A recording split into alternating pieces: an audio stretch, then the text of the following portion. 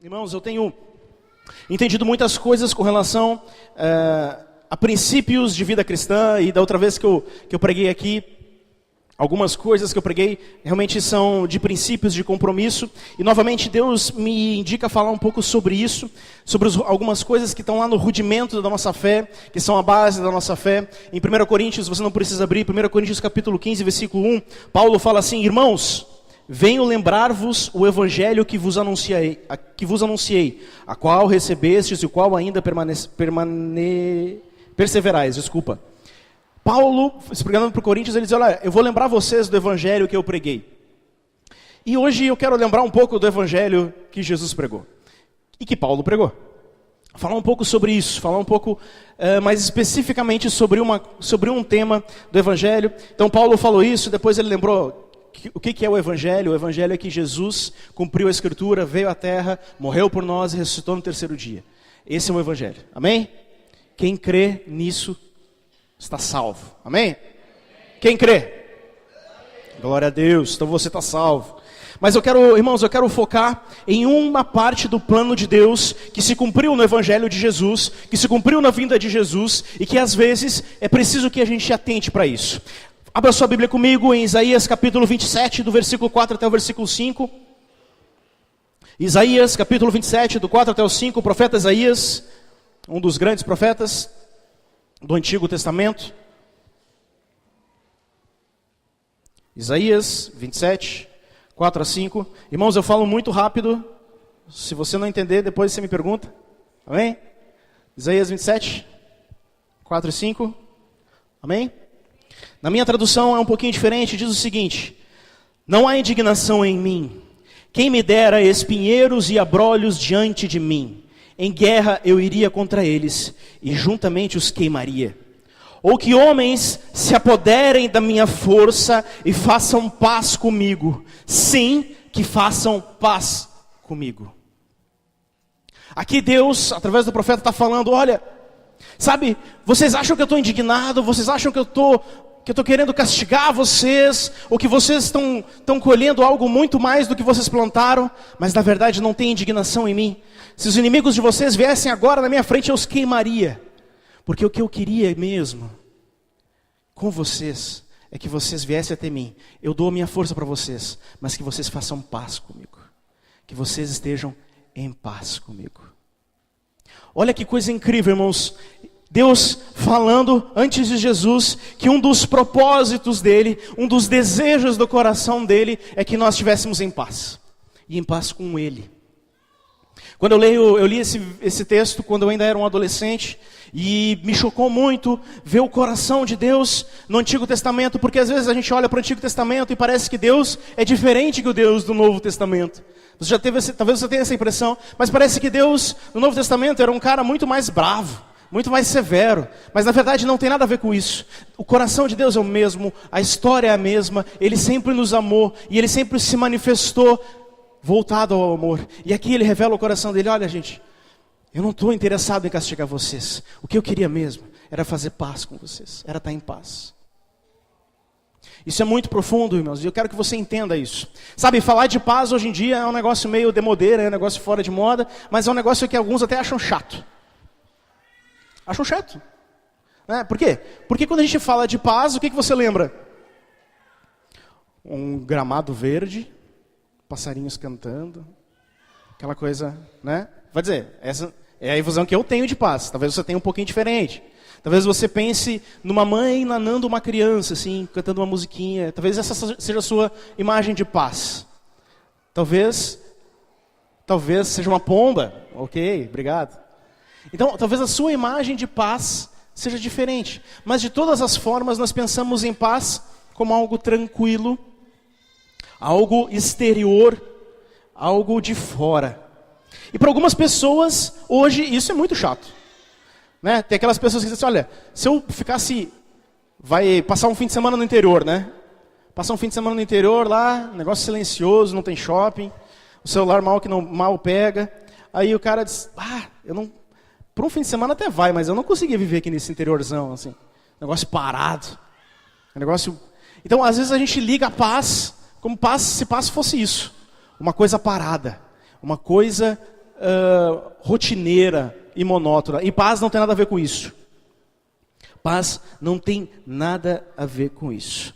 Agora, se o desejo de Deus era fazer paz conosco, Ele cumpriu essa promessa e essa ansiedade, essa vontade que Ele tinha, esse desejo que Ele tinha em Jesus. Lá em Romanos 5:1, você não precisa abrir, mas Paulo diz o seguinte: sendo, pois, justificados pela fé, temos paz com Deus por nosso Senhor Jesus Cristo.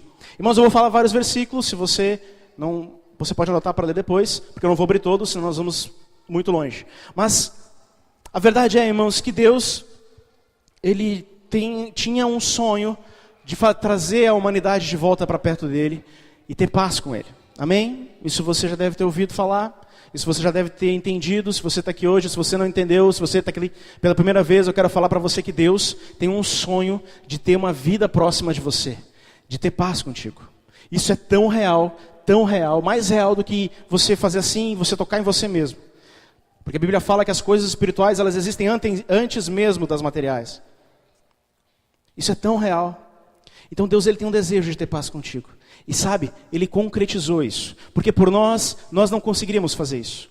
Nós nunca chegaríamos por nossa própria vontade, dizendo: tá bom, Deus, vou largar a mão aqui de todo o meu orgulho, de todo o meu pecado, e vou andar na tua lei. Nós nunca faríamos isso. Ele providenciou isso através de Jesus. Ele providenciou a justificação completa da nossa vida através da nossa fé que a gente tem em Jesus. Se você realmente crê em Jesus, naquilo que Ele fez na cruz, na ressurreição dEle, você então pode ter paz com Ele. Porque a Bíblia diz que nós somos justificados por isso. Quem está me entendendo aí? Então não é o seu esforço, nem o meu esforço que vai fazer eu ter paz com Deus. De forma alguma. Você pode ir na cela, você pode ir na igreja, você pode ir no grupo de oração, você pode ir no, Change Your Life. Você pode fazer qualquer coisa, cara. Se você não crê em Jesus, você não vai ter paz. Fato. Agora, a maioria de nós nem sabe que a gente tem ou não tem paz. Não é verdade? Eu provo isso para você. Eu consigo provar isso para você. Porque a maioria de nós nem sabe o porquê das nossas atitudes. A maioria de nós não consegue dizer assim: olha, eu tô brabo porque eu queria muito um celular e não consegui comprar. Sabe por quê? Porque a gente tira o foco. A gente está brabo com a pessoa do nosso lado por alguma coisa, mas na verdade lá dentro do nosso coração, o motivo real é porque a gente está brabo porque não conseguiu comprar um celular. Vocês estão me entendendo? Às vezes a gente usa pessoas, circunstâncias, para manifestar uma coisa que está lá dentro do nosso coração. Então às vezes as pessoas são iradas, às vezes as pessoas têm algo lá dentro que elas nunca enxergaram. Elas nunca enxergaram por que aquilo está lá dentro. Uma falta de paz, uma ansiedade. A ansiedade... tem aquele livro do Augusto Cury, né? Ansiedade, o mal do século. E é real, cara. É real. A ansiedade realmente é o mal do século. A gente pensava que era depressão, né? Depressão, a doença da modernidade. Não. A doença da modernidade é a ansiedade. E a ansiedade leva a depressão e tudo mais. Mas é uma coisa assim, às vezes a gente anda ansioso ao extremo, a gente anda querendo as coisas, a gente quer realizar, mas a gente não sabe por quê. A gente nem para pensar por quê. No Ocidente nós pouco conhecemos nós mesmos, né? Nós não temos o costume de pensar por que a gente faz isso, né? O meu eu interior. A gente não pensa nas nossas ações. E o problema é que aí é que está. Porque quando a gente não pensa por que a gente age de alguma forma ou de outra forma, nós não conseguimos diagnosticar de forma correta como o nosso coração tem vivido.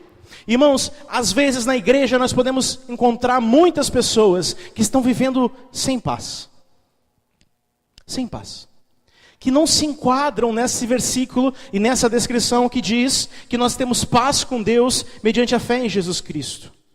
Nós falamos de Jesus, as pessoas acreditam em Jesus, aceitam Ele, vêm para frente, faz a oração, mas a partir daí elas não conseguem viver essa realidade de paz.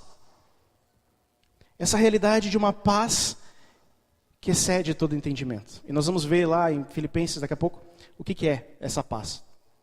A palavra paz na Bíblia, na minha chave bíblica, aparece 80 vezes.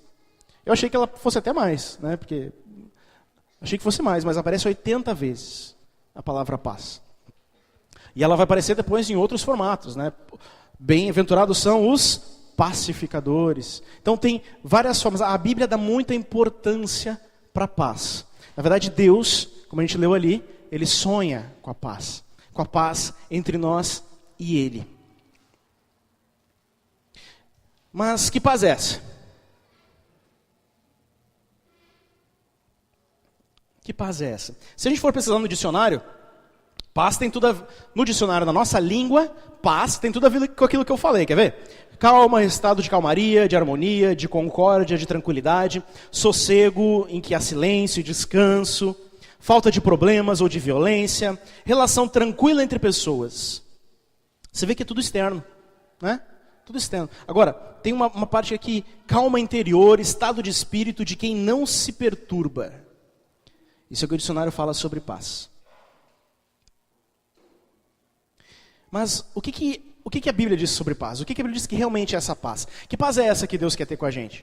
Aí você fica pensando assim, mas eu nem sabia que eu estava brigado com Ele. Eu nem sabia que eu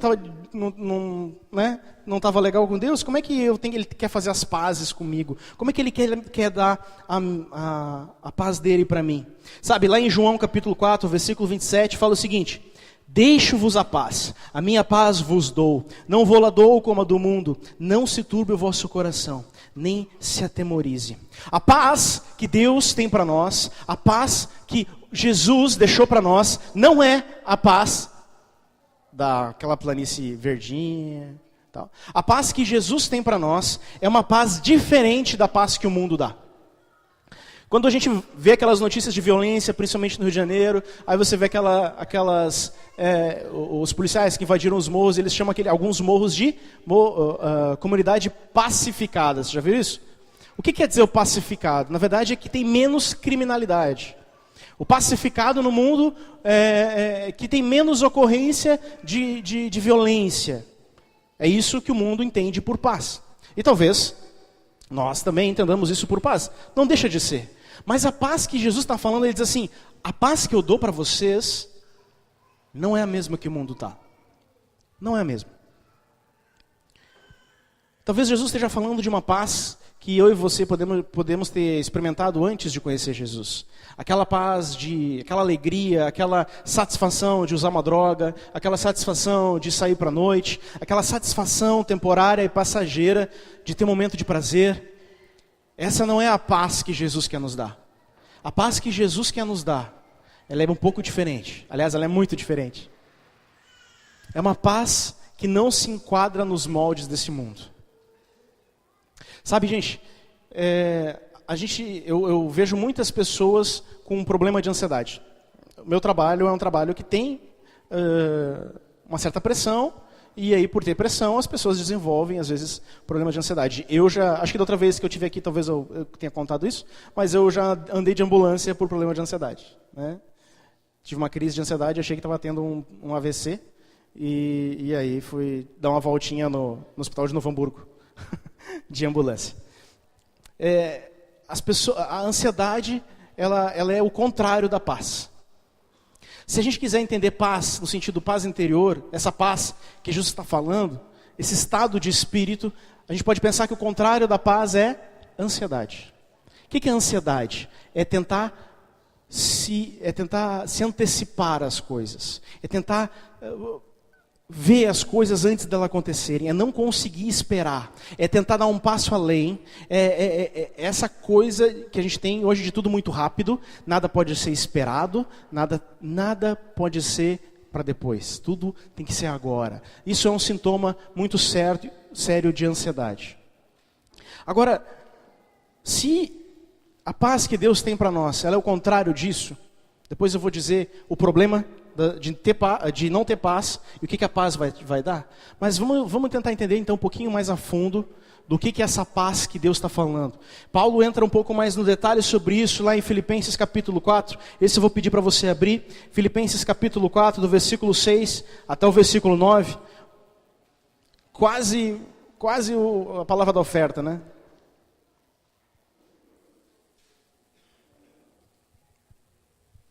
Filipenses capítulo 4, do versículo 6 até o 9. Aleluia.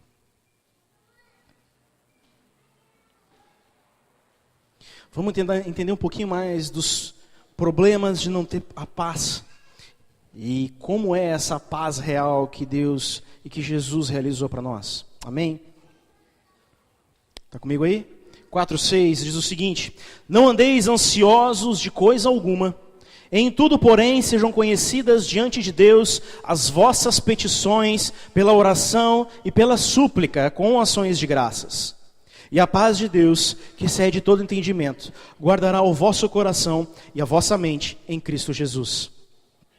Finalmente, irmãos, tudo que é verdadeiro, tudo que é respeitável, tudo que é justo, tudo que é puro, tudo que é amável, tudo que é de boa fama, se alguma virtude há e se algum louvor existe, seja isso que ocupe o vosso pensamento. O que também aprendestes e recebestes e ouvistes e vistes em mim, isso praticai, e o Deus da paz será convosco. Aleluia! Amados, Paulo, aqui se a gente destacar o versículo 7, muito conhecido: a paz de Deus, que excede todo entendimento, guardará o vosso coração e a vossa mente em Cristo Jesus. A paz que nós recebemos quando nós aceitamos Jesus e quando pela fé nós recebemos a justificação, é uma paz que ela passa do racional, ela passa da sua capacidade de racionalizar, ela não tem relação com as circunstâncias, ela não tem relação com aquilo que você consegue ver ou com aquilo que você consegue tocar. A paz que Deus quer ter para nós, que quer nos dar, conforme Jesus falou, Ele quer nos dar, nos deixar, é uma paz que ela passa por cima daquilo que você pensa. Como assim? O que isso quer dizer? O que Paulo quer dizer com a paz que excede todo entendimento? Paulo talvez seja o maior evangelista da história. Talvez tudo que a base teológica que a gente tem hoje foi escrita e está baseada nas cartas que ele escreveu, mas esse cara sofreu demais. Esse cara foi açoitado várias vezes, esse cara sofreu de tudo, sofreu injustiças, ele foi traído e todas as coisas, mas ele diz que a paz que excede todo entendimento. Se tem alguém para falar de paz que excede todo entendimento, esse alguém era Paulo. Ele sabia o que é isso. Ele sabia o que era sofrer, ele sabia o que era isso. Agora, Paulo, ele está falando aqui para as pessoas, para Filipos, que é uma igreja que ele demonstra muito carinho. Ele diz: olha, vocês precisam deixar que a paz de Deus, que excede todo entendimento, guarde o pensamento de vocês e o coração de vocês. Essa paz que não tem a ver com circunstâncias. Agora, irmãos, vamos falar sério. Talvez você está passando por algum problema, e todos nós temos problemas, e é complicado às vezes você se manter em paz quando algum problema forte vem. Uma doença na família, um emprego, alguma coisa que está afetando o seu futuro, alguma coisa que está doendo. Mas o que Paulo está querendo dizer é que apesar de tudo isso, é possível você viver num estado de espírito com Deus, em que essas coisas não afetam a sua relação com Deus e com as pessoas. Esse exceder o conhecimento, todo entendimento, tem a ver com isso. Tem a ver com você ter um coração tão em Deus, tão guardado em Deus, que as circunstâncias não podem entrar lá, interromper a sua comunhão, a sua paz. Quem está me entendendo? Eu acho que para nós esse é um grande desafio, pelo menos para mim, por muito tempo foi e tem sido ainda, o desafio de permanecer em paz. E os problemas, eles vêm justamente para nos tirar a paz. Às vezes Satanás, ele tem estratégias para tirar a nossa paz. E depende de nós e do nosso posicionamento, o que nós vamos fazer com isso. Mas Paulo deixa uma receita de bolo, para dizer assim, para a gente guardar essa paz, para a gente chegar a essa paz. Se você vê nos versículos anteriores ali, versículo 6 fala assim: não andeis ansiosos de coisa alguma, em tudo, porém, sejam conhecidas diante de Deus as vossas petições, pela oração e pela súplica, com ações de graça. Eu acho muito interessante que às vezes a gente tem problemas e o último lugar que a gente vai buscar é em Deus, né? Ou, estou falando de problemas que parecem simples, né? Quando tem problemas aquele que ninguém consegue resolver, normalmente a gente vai então para Deus. Mas às vezes tem aqueles problemas que parecem simples e que a gente não vai para Deus. Aquele problema no trabalho, aquele problema na escola do filho. Problemas esses que parecem pequenos, mas que em determinado momento começa a gerar ansiedade em nós. Ah, legal, como é que vai ser, será mês que vem, se eu vou ter dinheiro para pagar aquela conta?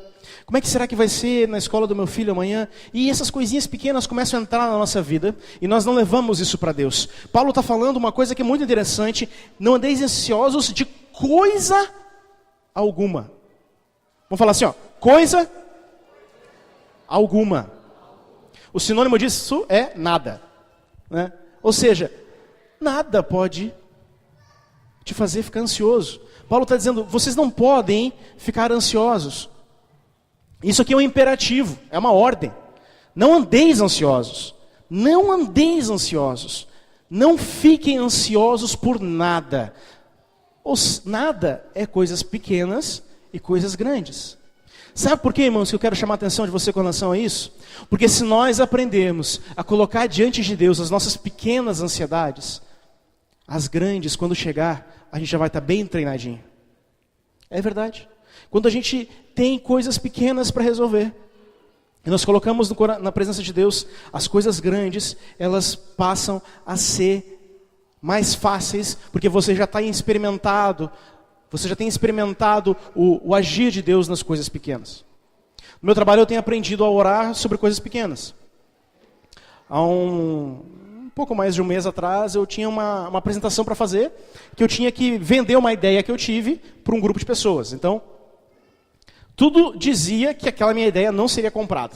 Pelo menos era o que eu achava, antes da reunião. Então eu peguei bem simples assim, eu disse, Deus, se for da tua vontade que isso aconteça, move lá para que dê certo. Se for da tua vontade, se for a melhor ideia, porque nem sempre a minha ideia é a melhor, né? Bem lógico isso. Então, eu disse isso para Deus e fui para a reunião, bem tranquilo, fiz minha apresentação, e ela foi aprovada 100%, sem nenhuma restrição. E eu disse, cara, o negócio funciona mesmo, né? Não, eu já sabia que funcionava. Mas eu fiquei muito feliz, porque eu tenho aprendido a tentar colocar as coisas pequenas na presença de Deus. Às vezes eu vou orando para o trabalho, dirigindo e falando com Deus sobre isso. Deus, que isso aconteça, né, e tal. E as coisas vão sendo direcionadas.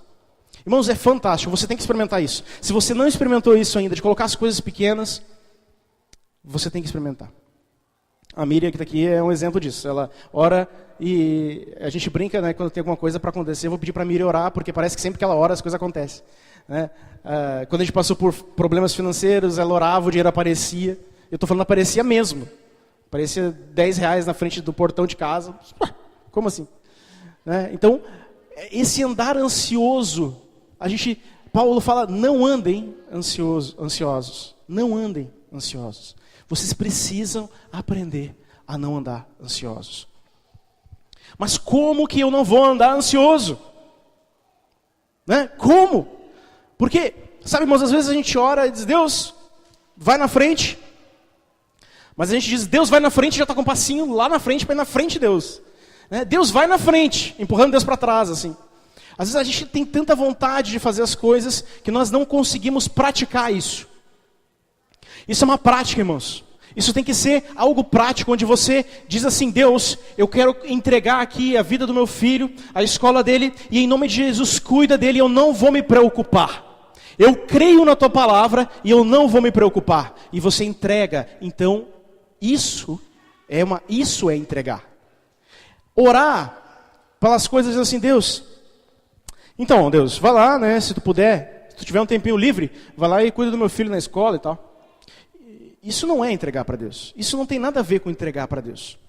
Quem está me entendendo? Amém.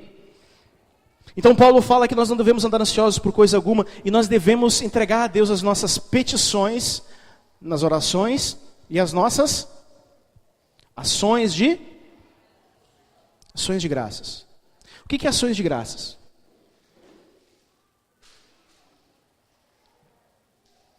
Ações de graças é louvor. Amém? Ações de graça é você louvar a Deus. Sabe, irmãos, eu não sei se você experimenta isso no seu dia a dia, mas quanto mais você louva a Deus, presta atenção, quanto você mais entrega louvor e adoração a Deus na sua casa, na sua intimidade, no seu tempo a sós com Deus, mais a paz de Deus toma conta do seu coração. É impressionante quando você aprende a ter uma vida de comunhão e oração com Deus, onde você ora e você apresenta as suas súplicas, as suas petições, mas também você aprende a adorar Ele, você dizer: Deus, eu estou contigo, Tu é meu amigo, eu te adoro, tu é maravilhoso, Deus, a Tua palavra tem se cumprido na minha vida. Sabe, irmãos, a gente precisa aprender a olhar para a nossa história e lembrar daqueles momentos que Deus agiu e agradecer. Sabe, às vezes a gente está louvando aqui, que nem a gente estava louvando a outra música que a gente estava louvando, e eu comecei a lembrar de coisas da minha vida, dizendo: Deus, obrigado, obrigado, Deus. Aquela música falava como é que é, do amor dele que se apresenta para nós sempre. E eu disse: Deus, obrigado pelas vezes que Teu amor se mostrou para a minha vida, quando eu estava lá cabisbaixo, quando eu estava fugindo de Ti, e Tu foi lá e me resgatou com amor. Irmãos, isso é viver em louvor, isso é viver em adoração. Vocês estão me entendendo? É quando você chega durante a semana e diz assim: Deus, obrigado porque Tu está falando comigo, a Tua palavra tem surtido efeito. É quando você olha para uma circunstância e você diz: eu te agradeço, Deus, porque Tu vai mudar essa circunstância. Eu já estou enxergando, eu estou aplicando fé aqui, eu sei que na frente algo vai mudar. Isso, irmãos, é pedir e já agradecer. Deus, eu quero Te agradecer por tudo isso. Irmãos, não tem como o seu coração continuar ansioso se você praticar isso. Mas tem uma chave ainda nisso, que se chama fé. Você, quando entra na presença de Deus e ora e diz: Deus, eu quero colocar tudo isso, eu quero Te adorar e tal, você precisa acreditar em quem Deus é. Você precisa saber quem Deus é. Porque se você tem noção de quem Deus é, não tem como você ficar ansioso. Você vai dizer para Ele: olha, Deus, eu estou depositando em Ti a minha confiança, eu estou depositando em Ti, e eu creio que Tu vai fazer isso tudo. Quando você crê assim, quando você crê nesse Deus de verdade, o seu coração fica em paz. Talvez você poderia vir aqui na frente agora e dar um testemunho sobre isso. Olha, determinada vez eu orei e Deus foi muito fiel. E eu pude ficar em paz. Sabe, irmãos, tem níveis de fé que a gente precisa aprender a andar. E o primeiro nível de fé é quando a gente passa a crer que Deus responde às nossas orações. Nós precisamos chegar nesse nível de fé. Nós precisamos, quando chegarmos diante de Deus e colocar as nossas petições, nossos pedidos, nós precisamos crer que Deus tem total interesse. Na verdade, a Bíblia fala que Deus tem prazer em nos abençoar. Que Deus tem prazer em dar as coisas para nós. E às vezes nós esquecemos disso. Nós andamos na nossa vida um dia depois do outro, problema atrás de problema, e não conseguimos tomar posse disso, de que Deus tem prazer de me abençoar. Então, se Deus tem prazer de me abençoar, se eu estou pedindo para Ele, o que vai impedir? A gente leu ali antes, né, que Paulo fala no versículo 13, tudo posso naquele que me fortalece. É hora da gente sair, irmãos, presta atenção, é hora da gente sair daquela zona de que a gente desconfia de Deus. É hora da gente sair daquele lugar de fé, onde a gente pede, mas a gente pede com o pezinho atrás. Eu confio que Deus pode fazer coisas pequenas, mas naqueles problemas grandes talvez não pode fazer. Irmãos, Deus pode fazer tudo, e mais um pouco. A Bíblia fala que ninguém consegue entender tudo que Ele tem para as nossas vidas, que ninguém consegue captar, ninguém consegue chegar no tamanho da mente de Deus, de tudo que Ele tem guardado para nós. Às vezes eu olho para isso e eu me impressiono, eu digo: Deus, por que Tu me ama tanto? Por que Tu me ama tanto? Tu já fez tudo. Agora também tem vezes, irmãos, que os problemas dão uma desestabilizada na gente. Só que a gente precisa voltar e aprender isso. Eu não posso andar ansioso. Eu não tenho esse direito. Eu não vou andar ansioso, porque o meu Deus é muito maior que tudo isso. Amém? Agora, então nós aprendemos como não andar ansioso, colocando a nossa vida de oração em dia, as nossas orações, tudo que a gente precisa, sejam pequenas, sejam grandes, diante do Senhor em oração. Amém? Nós aprendemos que nós vamos louvar, nós vamos agradecer o Senhor por tudo que Ele já tem feito na nossa história, e isso vai produzir em nós paz. Agora, eu quero dizer para você qual é o efeito prático dessa paz que Deus nos dá de graça, através da justificação, através da fé que nós temos nele. Paulo fala que vai guardar a nossa mente e o nosso coração. Guardará o vosso coração e a vossa mente em Cristo Jesus, diz o versículo 7. O que isso quer dizer na prática? Guardar a vossa mente. Irmãos, onde é que a gente tem doenças psíquicas geradas pela ansiedade? É na cachola, é na mente. Né? A nossa mente, quando ela não está em paz, quando não existe a paz de Deus em nós, nós vamos tomar atitudes baseadas na nossa falta de fé. Quer ver? Consumismo. Consumismo é um sintoma de alguém que não vive em paz. É alguém que está precisando matar aquele bichinho que está gritando ali, você precisa comprar, você precisa comprar, você precisa comprar, você precisa comprar. E aí ele vai lá e diz, cara, eu preciso comprar. E compra. Aí não tem condições de pagar e tal. Irmãos, isso é muito sério e é muito comum no nosso meio. Né? Não precisa levantar a mão, mas se a gente disser assim, quem tem dívidas aqui? Né? Uma galera vai levantar a mão. Agora, por que a gente compra, irmãos, sem pensar? Porque a gente não está apresentando isso diante de Deus. Esses dias eu queria comprar um negócio e eu disse, vou comprar, meu celular estava ruim, eu disse, vou comprar, tenho que comprar, não está dando mais. Eu disse, será que eu preciso mesmo? Aí comecei a pensar sobre isso, né? Disse, não, mas dá aqui, mais um tempo vai. Fiz as contas, disse, não, vai ficar muito apertado, não vai dar, não é a hora. Arquivei o projeto. Mas, se fosse um tempo atrás, irmãos, eu ia olhar o celular, ver que dá, ia comprar. Sério mesmo. Não ia pensar muito, não. E eu tenho aprendido que isso é um sintoma daquilo que eu estava falando sobre o que o diabo quer, que a gente ande ansioso. Mas a gente tem que aprender a colocar na presença de Deus. Outros comportamentos que nós temos ligados à mente, que são provocados por falta de paz, é a violência. É o distúrbio, é a pessoa violenta, a pessoa que não consegue levar desaforo para casa. A pessoa que não está bem com Deus e não está em paz, ela não consegue tomar um não, ela não consegue ser desafiada. Homens, principalmente, que são desafiados com relação àquilo que sabem, ou àquilo que fazem.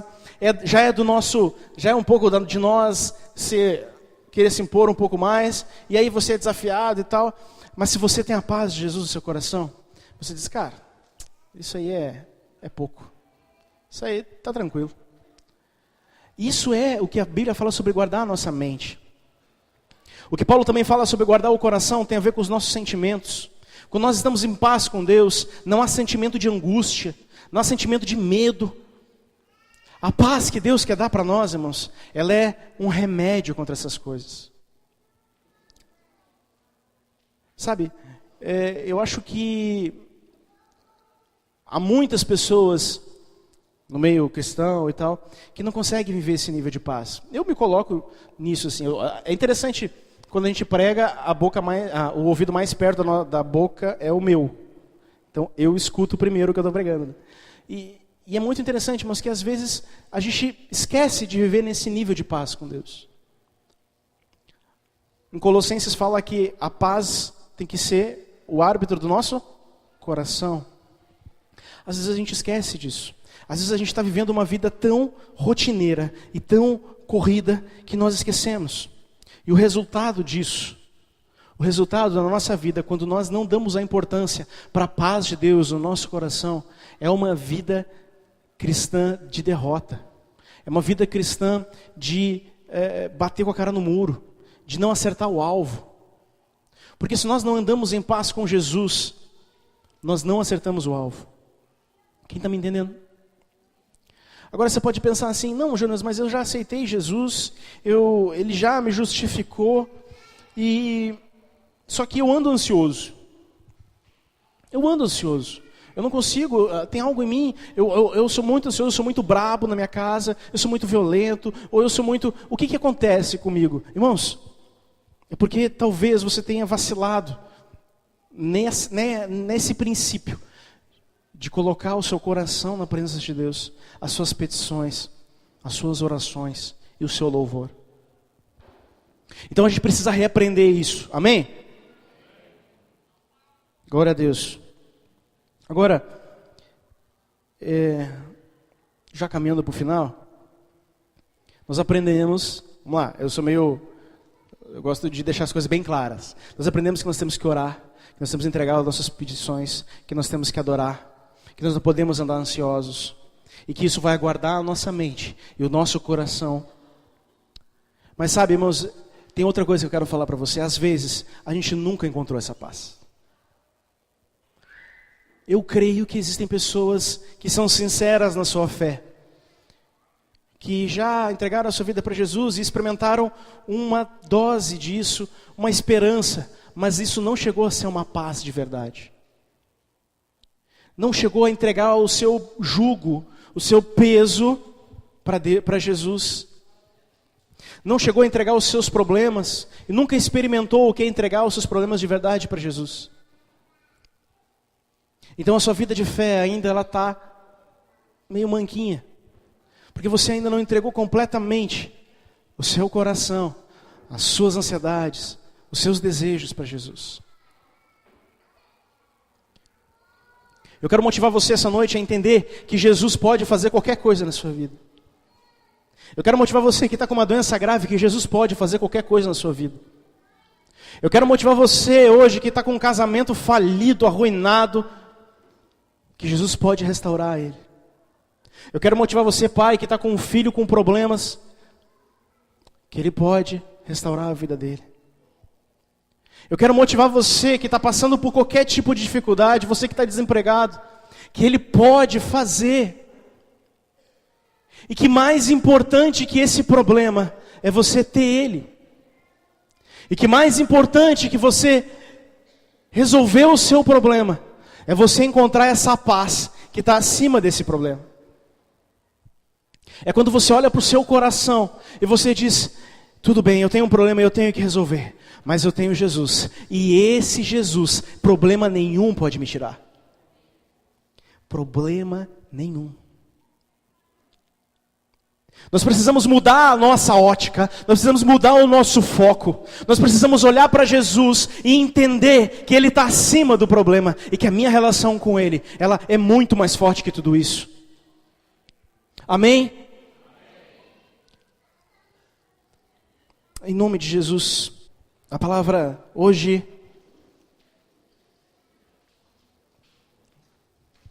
é muito objetiva e muito prática.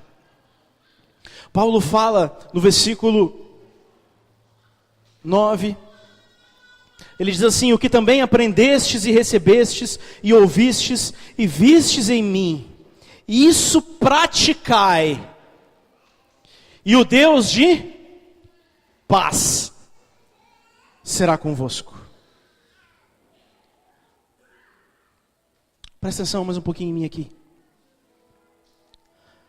Irmãos, a diferença na nossa vida, no nosso interior, a Bíblia fala que do nosso rio fluirão rios de água viva. A Bíblia fala que do nosso interior nós teremos paz, uma paz que excede entendimento, uma paz que está acima dos nossos planos. Mas a diferença é quando a gente pratica aquilo que nós recebemos. Sabe, teoria não interessa.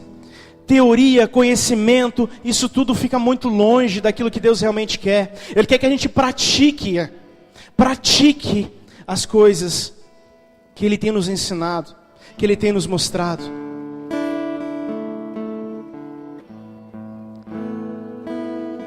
A diferença entre religião e cristianismo verdadeiro é que a religião te impõe um mecanismo, um conjunto de regras de fora para dentro. Ou seja, pega esse conjunto de regras e tenta te adaptar a ele. Mas a diferença, irmãos, do cristianismo verdadeiro, aleluia, é quando você, do seu coração, o seu coração É do seu coração que a mudança brota e você começa a praticar coisas diferentes.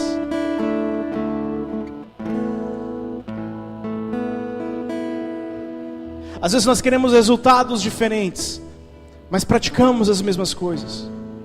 Eu quero desafiar você hoje que está com o coração apertado. Eu quero desafiar você hoje. Eu quero trazer uma palavra de esperança e uma boa nova para você hoje. Que não há nada que possa impedir você de ter um coração repleto de paz, se você se achegar a Ele com ousadia, com esperança, com entrega. Não há nenhuma doença psicológica, não há nenhuma ansiedade ou uma depressão que resista ao amor transbordante de Deus no seu coração. Aleluia. Você pode decretar o fim de atitudes que você não consegue vencer na sua vida, quando você diz: Deus, me enche dessa paz. Eu creio em Ti, Jesus, e eu não vou deixar que mais nada atinja o meu coração, que mais nada roube a minha paz.